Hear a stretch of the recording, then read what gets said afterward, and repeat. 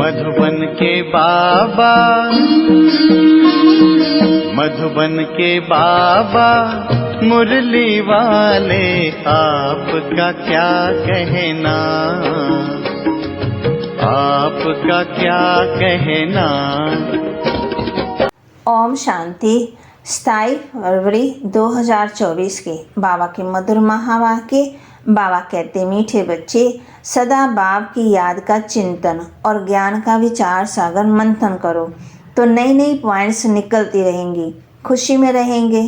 सदा बाप की याद का चिंतन और ज्ञान का विचार सागर मंथन करो तो नई नई पॉइंट्स निकलती रहेंगी, खुशी में रहेंगे। प्रश्न, इस ड्रामा में सबसे बड़े से बड़ी कमाल किसकी है और क्यों? इस ड्रामा में सबसे बड़ी से बड़ी कमाल किसकी है और क्यों? उत्तर, पहला, सबसे बड़ी कमाल है शिव बाबा की, क्योंकि वह तुम्हें सेकंड में परिज़्यादा बना देते हैं। ऐसी पढ़ाई पढ़ाते हैं जिससे तुम मनुष्य देवता बन जाते हो। दुनिया में ऐसी पढ़ाई बाप के सिवाय और कोई पढ़ा ही नहीं सकता है। दूसरा, ज्ञान का तीसरा नेत्र दे, अंधियारे से रोशनी में ले आना, ठोकर खाने से बचा देना, ये बाप का काम है। इसलिए उन जैसी कमाल का वंडरफुल कार्य कोई कर ही नहीं सकता है। ओम शांति। रूहानी बाप रोज रोज बच्चों को समझाते हैं और बच्चे अपने को आत्मा समझ बाप से सुनते हैं। जैसे बाप गुप्त है वैसे ज्ञान भी गुप्त है। किसी को भी समझ में नहीं आता है कि आत्मा क्या है, परमपिता परमात्मा क्या है।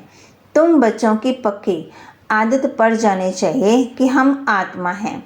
बाप हम आत्मा को सुनाते हैं, ये बुद्धि से समझना है और एक्ट में आना है। बाकी धंधा आदि तो करना ही है। कोई बुलाएंगे तो जरूर नाम से बुलाएंगे ना।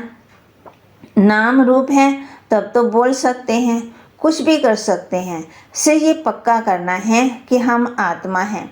महिमा सारी निराकार की है। अगर साकार में देवताओं की महिमा है तो उन्हों की भी महिमा लायक बाप ने बनाया। महिमा लायक थे, अब वे बाप महिमा लायक बना रहे हैं, इसलिए निराकार की महिमा है। विचार किया जाता है बाप की कितनी महिमा है और कितनी उनकी सर्विस है। वह समर्थ है, वे सब कुछ कर सकते हैं। हम तो बहुत थोड़ी महिमा करते हैं, महिमा तो उनके बहुत है। मुसलमान लोग भी कहते हैं अल्लाह मियाँ ने ऐसे फरमाया है। अब फरमाया किसके आगे है? बच्चों के आगे फरमाते हैं। जो तुम मनुष्य देवता बनते हो, अल्लाह मियाँ ने किसके प्रति तो फरमाया होगा ना। तुम बच्चों को ही समझाते हैं जिसका कोई को पता ही नहीं है। अभी तुम को पता पड़ा है, फिर ये नॉलेज ही गुम हो जाएगी। बौद्धी भी ऐसे ही कहेंगे, क्रिश्चियन भी ऐसे ही कहेंगे, परंतु क्या फरमाया था ये किसी को पता ही नहीं है। बाप तुम बच्चों को अलफ और बे समझा रहे हैं। आत्मा को बाप की याद भूल नहीं सकते। आत्मा अविनाशी है तो याद भी अविनाशी रहती है, बाप भी अविनाशी है। गाते हैं अल्लाह मियाँ ने ऐसे कहा था, परंतु वह कौन है, क्या कहते थे, ये कुछ भी नहीं जानते। अल्लाह मियाँ को ठिक्कर बित्तर में कह दिया तो जानेंगे फिर क्या। भक्ति मार्ग में प्रार्थना करते हैं। अब तुम समझते हो जो भी आते हैं उनको सतो रजो तमो में आना ही है। क्राइस्ट बुद्ध जो आते हैं उनके पीछे सबको उतरना है, चढ़ने की बात नहीं है। बाप ही आकर के सबको चढ़ाते हैं। सबका सदगति दाता एक ही है और कोई सदगति करने नहीं आते हैं। समझो, क्राइस्ट आया, किसको बैठ समझाएंगे। इन बातों को समझने के लिए अच्छी बुद्धि चाहिए, नई नई युक्तियाँ निकालनी चाहिए, मेहनत करनी है, रतन निकालना है। इसलिए बाबा कहते हैं विचार सागर मंथन करके लिखो, फिर पढ़ो कि क्या क्या मिस हुआ। बाबा का जो पाठ है वह चलता ही रहेगा। बाप कल पहले वाली नॉलेज सुनाते हैं। ये बच्चे जानते हैं कि जो धर्म स्थापन करने आते हैं उनके पीछे उनके धर्म वाले को भी नीचे उतरना है। वह किसी को चढ़ाएंगे कैसे? सीढ़ी नीचे उतरनी ही है। पहले सुख पीछे दुख, ये नाटक बड़ा फाइन बना हुआ है। विचार सागर मंथन करने की ज़रूरत है। वे कोई की सदगति करने नहीं आते हैं, वे आते हैं धर्म स्थापन करने। ज्ञान का सागर एक है और कोई में ज्ञान नहीं है। ड्रामा में दुख सुख का खेल तो सभी के लिए है। दुख से भी सुख जास्ती है। ड्रामा में पार्ट बजाते हैं तो जरूर सुख होना चाहिए। बाप दुख थोड़ी स्थापन करेंगे, बाप तो सबको सुख देते हैं। विश्व में शांति हो जाती है, दुख धाम में तो शांति हो न सके। शांति तब मिलनी है जब वापस शांति धाम में जाएंगे। बाप बैठ समझाते हैं, ये कभी भूलना नहीं चाहिए कि हम बाबा के साथ हैं। बाबा आया हुआ है असर से देवता बनाने। ये देवताएं सदगति में रहती हैं, बाकी सब आत्माएं मूल वतन में रहती हैं। ड्रामा में सबसे बड़ी कमाल है बेहद के बाप की, जो तुमको परी ज़्यादा बनाते हैं। पढ़ाई से तुम परी बनते हो, भक्ति मार्ग में समझते कुछ भी नहीं है। माला फेरते रहते हैं, कोई हनुमान को, कोई किसको याद करते। उनको याद करने से क्या फ़ायदा है। बाबा ने कहा है महारथी, तो उन्हों को बैठ हाथी पर सवारी दिखा दी। ये सब बातें बाप ही समझाते हैं। बड़े बड़े आदमी कहाँ जाते हैं, कितनी आवा भक्त करते हैं तुम, और किसी को बाबा कहते आवा भक्त नहीं देंगे। तुम जानते हो इस समय सारा झाड़ जर्जरी भूत है। बाप कहते हैं विष की पैदाइश है। तुमको अब फीलिंग आनी चाहिए कि सत्युग में ये विष की बात ही नहीं है। बाप कहते हैं मैं तुमको पद्मा पदम पति बनाता हूँ। सुदामा पद्मा पदम पति बनाना सब अपने लिए ही करते हैं। बाप कहते हैं इस पढ़ाई से तुम कितने ऊंच बनते हो। वह गीता सब सुनते पढ़ते हैं, ये भी पढ़ता था, परंतु जब बाप ने बैठ सुनाया तो वंडर खाया। बाप की गीता से सदगति हुई। ये मनुष्यों ने क्या बैठ बनाया है। कहते हैं अल्लाह मियाँ ने ऐसे कहा, परंतु समझते कुछ भी नहीं है। अल्लाह कौन है। देवी देवता धर्म वाले ही भगवान को नहीं जानते, तो जो पीछे आते हैं वह क्या जानते। सर्वशास्त्रमयी श्रोमणी गीता ही रोंग कर दी, बाकी फिर शास्त्रों में क्या होगा। बाप ने जो हम बच्चों को सुनाया वह लोप हो गया।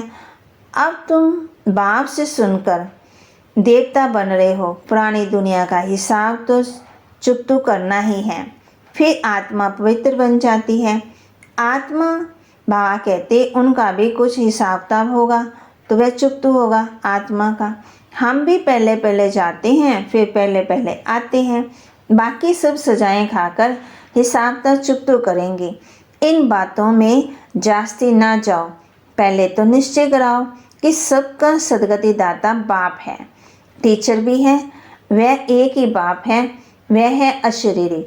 उस आत्मा में कितना ज्ञान है, ज्ञान का सागर, सुख का सागर, कितनी उनकी महिमा है। वह भी आत्मा है। आत्मा ही आकर के शरीर में प्रवेश करती है। सिवाय परम पिता परमात्मा के तो कोई आत्मा की महिमा नहीं कर सकते हैं, और सब शरीरधारियों की महिमा करेंगे। वह है सुप्रीम आत्मा। बिगड़ शरीर आत्मा की महिमा सिवाय एक निराकार बाप के कोई की हो ही नहीं सकती। आत्मा में ही ज्ञान के संस्कार है। बाप में कितने ज्ञान के संस्कार हैं। प्यार का सागर, ज्ञान का सागर, क्या ये आत्मा की महिमा है। कोई मनुष्य की ये महिमा हो ही ना सके। श्री कृष्ण सत्यु का पहला नंबर प्रिंस है। बाप ही आकर के बच्चों को वर्षा देते हैं, इसलिए उनकी महिमा गाई जाती है। शिव जयंती हीरे तुल्य है। धर्म स्थापक आते हैं, क्या करते हैं समझो। क्राइस्ट आया, अब उस समय क्रिश्चियन तो नहीं है, किसी को क्या नॉलेज देंगे, करके कहेंगे अच्छी चलन चलो। ये तो बहुत मनुष्य समझाते रहते हैं, बाकी सदगति की नॉलेज तो कोई दे ना सके। बाबा कहे उनको अपना अपना पाठ मिला हुआ है। सतो रजो तमो में आना ही है। आने से क्रिश्चियन की चर्च में कैसे बनेगी? जब बहुत होंगे, भक्ति शुरू होगी, तब चर्च बनाएंगे। उसमें बहुत पैसे चाहिए, लड़ाई में भी पैसे चाहिए। तो बाप समझाते हैं, ये मनुष्य सृष्टि झाड़ है। झाड़ कभी लाखों वर्ष का होता है क्या? हिसाब नहीं बनता। बाप कहते हैं, हे बच्चे, तुम कितने बेसमझ बन गए थे, अभी तुम समझदार बनते हो। पहले से तैयार होकर आते हो राज्य करने। वह तो अकेले आते हैं, फिर बाद में वृद्धि होती है। झाड़ का फाउंडेशन देवी देवता, उनमें फिर 3 ट्यूब्स निकलती, फिर छोटे छोटे मंठ पंथ आते, झाड़ बढ़ता रहता, वृद्धि होती है, फिर उनकी कुछ महिमा हो जाती है, परंतु फायदा कुछ भी नहीं है। सबको नीचे आना ही है। तुमको अभी सारी नॉलेज मिल रही है। कहते हैं गॉड इज़ नॉलेजफुल, परंतु नॉलेज क्या है ये किसी को मालूम ही नहीं है। तुमको अभी नॉलेज मिल रही है। भाग्यशाली रथ तो जरूर चाहिए। बाप साधारण तन में आते हैं, तब ये भाग्यशाली बनते हैं। सत्युग में सब पद्मा पद्म भाग्यशाली हैं। अब तुमको ज्ञान का तीसरा नेत्र मिलता है, जिससे तुम लक्ष्मी नारायण जैसे बनते हो। ज्ञान तो एक ही बार मिलता है, भक्ति में तो कितने धक्के खाते हैं। अंधियारा है, ज्ञान है दिन, दिन में धक्के नहीं खाते हैं। जब ज्ञान मिल गया, बाप कहते हैं बल घर में गीता पाठशाला खोलो। बहुत ऐसे हैं जो कहते हैं हम तो नहीं उठाते, दूसरों के लिए जगह देते, ये भी अच्छा है।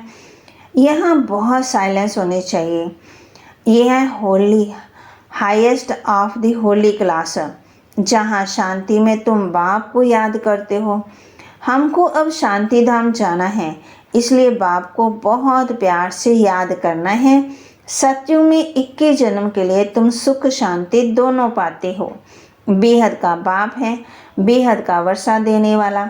तो ऐसे बाप को फॉलो करना चाहिए। अहंकार नहीं आना चाहिए, वह गिरा देता है। बहुत धैर्यवर्त अवस्था चाहिए, हठ नहीं। देवाभिमान को हठ कहा जाता है।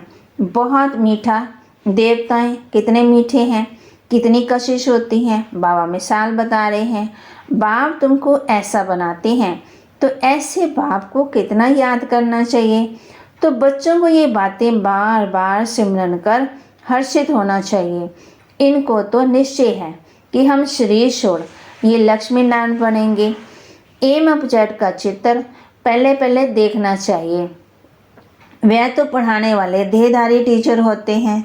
यहाँ पढ़ाने वाला निराकार बाप है जो आत्मा को पढ़ाते हैं। ये चिंतन करने से खुशी होती है। इनको ये नशा रहता होगा कि ब्रह्मा सो विष्णु, विष्णु सो ब्रह्मा कैसे बनते हैं। ये वंडरफुल बातें तुम ही सुनकर धारण कर फिर सुनाते हो। बाप तो सबको विश्व का मालिक बनाते हैं। बाकी ये समझ सकते हैं कि राजाई लायक कौन कौन बनेंगे। बाप का फर्ज है बच्चों को ऊंचा उठाना। बाप सबको विश्व का मालिक बनाते हैं। बाप कहते हैं मैं विश्व का मालिक नहीं बनता हूँ। बाप इस मुख द्वारा बैठ नॉलेज सुनाते हैं। आकाशवाणी कहते हैं, परंतु अर्थ नहीं समझते हैं। सच्ची आकाशवाणी तो ये है जो बाप ऊपर से आकर के इस गौ मुख द्वारा सुनाते हैं। इस मुख द्वारा वाणी निकलती है। बच्चे बहुत मीठे होते हैं।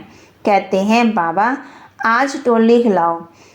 बहुत बच्चे अच्छे बच्चे कहेंगे हम बच्चे भी हैं, हम सर्वेंट भी हैं। बाबा को बहुत खुशी होती है बच्चों को देखकर। बच्चे जानते हैं समय बहुत थोड़ा है।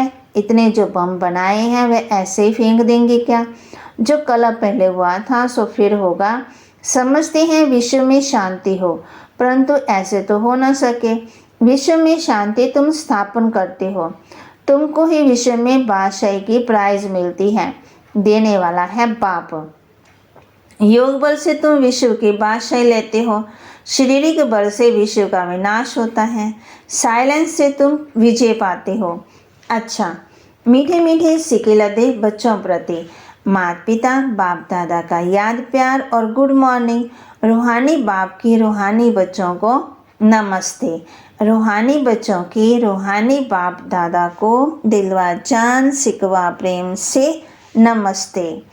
धारणा के लिए मुख्य सार, अपनी अवस्था बहुत धैर्यवत बनानी है, बाप को फॉलो करना है, किसी भी बात में अहंकार नहीं दिखाना है, देवताओं जैसा मीठा बनना है। अपनी अवस्था बहुत धैर्यवत बनानी है, बाप को फॉलो करना है, किसी भी बात में अहंकार नहीं दिखाना है, देवताओं जैसा मीठा बनना है। सदा हर्षित रहने के लिए ज्ञान का सिमरन करते रहो, विचार सागर मंथन करो।